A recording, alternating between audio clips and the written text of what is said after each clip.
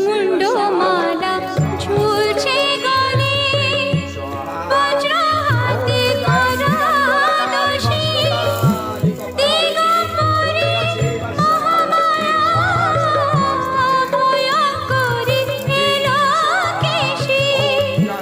মুন্ডমালা ঝুলছে গলে, বজ্র হাতে করা দোষী, দিগম্বরে মহামায়া ভয়ঙ্করী এলোকেশী।